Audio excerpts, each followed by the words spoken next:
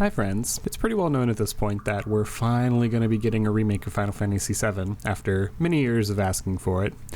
But we really don't have a whole lot of information other than a few developer comments that they're going to be altering some things just based on getting it caught up to speed with kind of where the gaming industry is right now, and that's probably going to relate mostly to the battle system, since the original turn-based system with the active time gauge probably won't translate as well to a new age of gamers who are all, attention deficient a little bit. But for many, Final Fantasy VII was the first Final Fantasy game that they played, so it's going to hold a special place in the hearts of all the many fans, and hopefully the nostalgia bug isn't going to be so great that it kind of ruins this new iteration of the game. But there's a couple things that I've been wondering about, and one of those things was Yuffie and Vincent.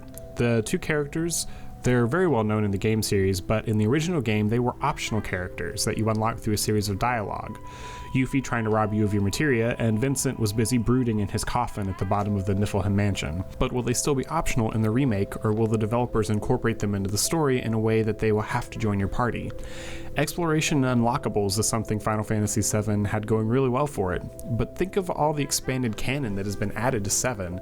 We have Crisis Core, Before Crisis, Advent Children, and Dirge of Cerberus, not to mention the anime and the novels that have been incorporated into the series. Given how involved these two characters are in later parts of the story, can Square Enix justify keeping them as optional characters?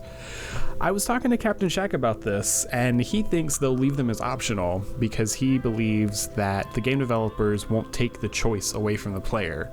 But for me, someone who's played like too many Japanese RPGs, choice has never been a real selling point for it. It's always come down to you're not making your story in the game, you're getting told a story through a set of characters. I would be surprised if they keep them as optional. With the expanded canon, I think they would have to be larger parts of the story, especially because the individual party members were all given a lot of backstory. Something that made Final Fantasy VII so popular was how attached you got to the characters and seeing how all of your pasts intertwined in interesting ways. But that's my opinion on how things should go.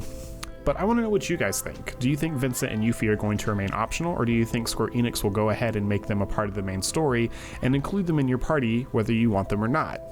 Let me know in the comments below. And if you enjoyed, make sure you hit the thumbs up button and subscribe to my channel for more RPG stuffs. And I will see you guys next time. Bye.